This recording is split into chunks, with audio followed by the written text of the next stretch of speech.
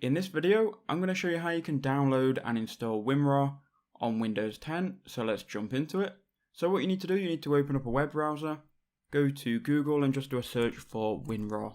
Once you've done that, you can then find the WinRAR website, which will be www.win-rar.com, and here you can download WinRAR for completely free. So when you're on the website, you'll see Buy WinRAR and Download WinRAR.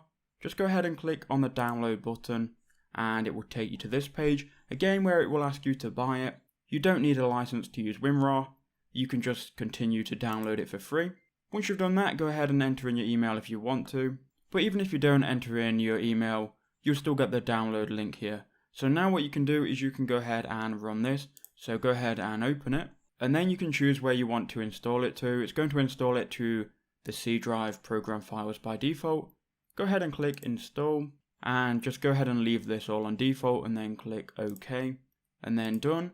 And there you go, you've now installed WinRAR and you can use it to extract and zip up files. So I hope that video helped you out. Make sure you do leave a like and comment down below.